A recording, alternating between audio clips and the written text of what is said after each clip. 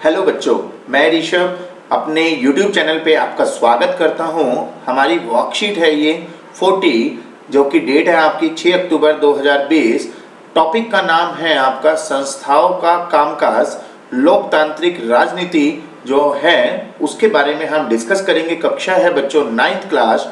As usual आपको हमेशा की तरह यहाँ पर अपना नाम लिखना है और यहाँ पर आपको क्लास टीचर का नाम लिखना है। तो बच्चों आज की वर्कशीट बहुत ही अच्छी वर्कशीट है जिसको हम 1 बाय 1 टॉपिक वाइज पढ़ेंगे, उसके बाद इसके क्वेश्चन आंसर को डिस्कस करेंगे। तो नीतिगत फैसलों की प्रक्रिया ये डिस्कस करेंगे। तो जल्दी से अगर आप न्यू यूजर है तो सब्सक्राइब करिए विद बेल आइकन, जिससे कि आपको वर्कशीट टाइमली मिल पाए और तुरंत नोटिफिकेशन आपके पास पहुंच जाए। तो हमारे देश में राष्ट्रीय स्तर पर सरकार को केंद्र या संघ की सरकार कहा जाता है। हमारा देश कौन सा? भारत देश। और केंद्र सरकार के महत्वपूर्ण फैसलों में मुख्य भूमिका निभाने वाली संस्थाएं कौन कौन सी है? जैसे कि संस्थाएं हैं विधायिका, कार्यपालिका और न्यायपालिका। तो विधायिका मतलब कानून बनाने वाली, जो कानून को बनाती है उसको विधायिका कहते हैं। कार्यपालिका कानून का पालन जो करती है उसे कार्यपालिका कहते हैं। और न्यायपालिका कानून की सही समीक्षा करने वाली को हम न्यायपालिका कहते हैं। तो राजनीतिक संस्थाओं की आवश्यकता क्यों पड़ी? क्योंकि सरकार पर नागरिकों की सुरक्षा, शिक्षा एवं स्वास्थ्य सुविधाएं आदि मुहैया की जिम्मेदारी होती है। वह टैक्स इकट्ठा करके सेना, पुलिस और विकास कार्यों पर खर्च करती है। इस तरह के कामों का विभिन्न संस्थाओं द्वारा किया जाता है ताकि लोकतंत्र ठीक से काम कर सके और बड़े फैसले लेने में देश के सभी प्रमुख अधिकारी शामिल हो सके। तो बेसिकली राजनीतिक संस्थाओं की आवश्यकता बच्चों इसलिए पड़ी क्योंकि हमें अब जितनी भी सुरक्षा है या शिक्षा है और जो भी स्वास्थ्य सुविधाएं हैं उसको कराने की जिम्मेदारी होती है। तो इसलिए हम टैक्स भरवाते हैं और उससे क्या है कि जो पुलिस और विकास की जो चीज़ें हैं वो कार्य में लग जाती है। तो उसमें पैसा लगना है या कोई भी चीज़ें होनी है तो वो सारी की सारी वहाँ से निकल आती है। तो इसलिए यहाँ पर ज़रूरत पड़ती है। तो इन संस्थाओं में निर्णय लेने वाले प्रमुख अधिकारियों में कौन कौन है? जैसे कि पहले है राष्ट्रपति जी, जो कि औपचारिक रूप से देश का सबसे बड़ा अधिकारी होता है। फिर आते हैं प्रधानमंत्री जी, सरकार की ओर से अधिकांश अधिकारों का इस्तेमाल वही करता है तथा अन्य मंत्रियों की नियुक्ति में राष्ट्रपति से सिफारिश करता है। ठीक है बच्चों। तीसरे हैं हमारे संसद। राष्ट्रपति और लोकसभा और राज्यसभा को मिलकर बनाती है संसद। राष्ट्रपति दोनों सदनों का सदस्य नहीं होता, फिर भी संसद के फैसले इनकी मंजूरी के बाद ही लागू होते हैं। ठीक है बच्चों। उसके बाद है लोकसभा बनाम राज्यसभा। तो क्या क्या अंतर है इन दोनों के बीच में वो बता रहे हैं यहाँ पर। हमारे संविधान में राज्यसभा को राज्य के संबंध में कुछ विशेष अधिकार प्राप्त है। जो हमारा संविधान है बच्चों उसमें राज्यसभा के जो राज्य के संबंध में कुछ अधिकार, विशेष अधिकार प्राप्त है, लेकिन अन्य अधिकतर मामले में सर्वोच्च अधिकार लोकसभा के पास ही है। तो आइए देखते हैं कैसे है।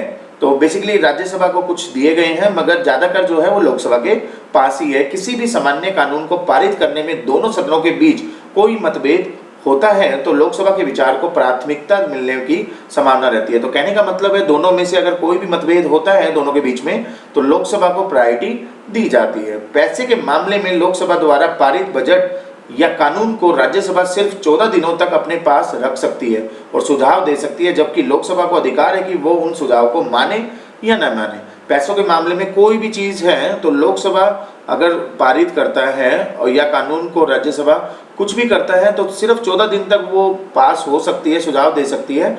लोकसभा को अधिकार है कि जो चीज़ वो बता रहे हैं वो माने या ना माने, वो लोकसभा के पास है अधिकार। सबसे बड़ी बात तो यह है कि लोकसभा मंत्रिपरिषद को नियंत्रण करती है, सिर्फ वही व्यक्ति प्रधानमंत्री बन सकता है। तो यहाँ पर ये बहुत अच्छी बात है बच्चों कि लोकसभा का जो मंत्रिपरिषद है उनको नियंत्रित करती है लोकसभा, और उसी में से कोई व्यक्ति जो है वो प्रधानमंत्री बन सकता है, जिसे लोकसभा में बहुमत हासिल होता है। लोकसभा के आधे से अधिक सदस्य यह कह दे कि उनको मंत्रिपरिषद पर विश्वास नहीं है तो प्रधानमंत्री सहित सभी मंत्रियों को पद छोड़ना पड़ेगा, जबकि राज्यसभा को यह अधिकार प्राप्त नहीं है। ठीक है बच्चों। तो ये थे कुछ अंतर जो हमने पढ़े। उसके बाद है प्रश्न एंड उत्तर। पहला प्रश्न है देश की केंद्र सरकार से आप क्या समझते हैं? इसकी प्रमुख संस्थाओं के नाम आपको बताने हैं। तो पहले प्रश्न का उत्तर होगा बच्चों, हमारे देश में राष्ट्रीय स्तर पर सरकार को केंद्र सरकार माना जाता है। जो हमारा देश भारत देश है, राष्ट्रीय स्तर पर जो सरकार का केंद्र है, सरकार को ही केंद्र सरकार माना जाता है। और जो संस्थान केंद्र सरकार के महत्वपूर्ण निर्णयों में प्रमुख भूमिका निभाते हैं, वे कौन कौन से हैं बच्चों? वे हैं आपके विधायिका, कार्यपालिका और न्यायपालिका। ठीक है बच्चों, तो ये है आपके तीनों आंसर। उत्तर सेकंड यहाँ से स्टार्ट होगा बच्चों। ठीक है, तो ये आपका उत्तर सेकंड यहाँ पर है, ये पहले उत्तर में ही है। ठीक है बच्चों, उसके बाद है दूसरा प्रश्न, राजनीतिक संस्थाओं की आवश्यकता क्यों है? तो राजनीतिक संस्थाओं की आवश्यकता हमें क्यों है वो हमें यहाँ पर बतानी है।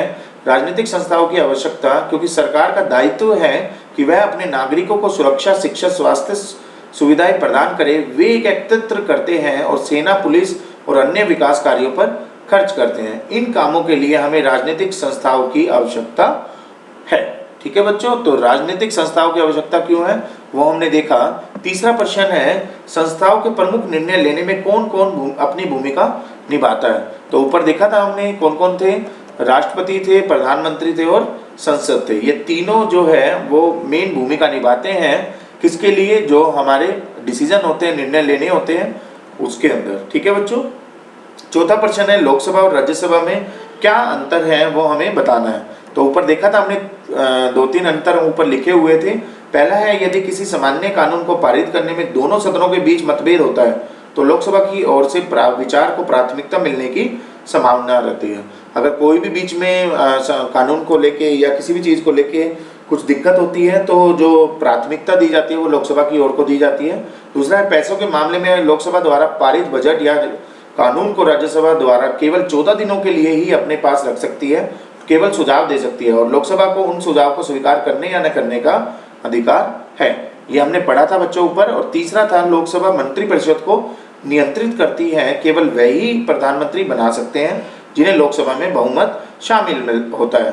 अगर लोकसभा के आधे से ज्यादा सदस्य को मंत्रिपरिषद पर भरोसा नहीं है तो प्रधानमंत्री सहित सभी को इस्तीफा देना होगा। यह विशेष अधिकार राज्यसभा को उपलब्ध नहीं है। ठीक है बच्चों, तो ये थे 3 रीजन जो कि हमारे राज्यसभा और क्या नाम है आपके लोकसभा के अंतर में है। ठीक है बच्चों, तो ये थे 4 प्रश्न और उसके 4 उत्तर। तो आपको आई थिंक ये वीडियो समझ में आई होगी। तो जल्दी से इसको लाइक करिए बच्चों, न्यू यूजर है तो सब्सक्राइब करिए विद बेल आइकन। और फाइनली बच्चों इसको ज़्यादा से ज़्यादा शेयर करिए जिससे कि कोई भी वर्कशीट या कोई भी वीडियो आपकी मिस ना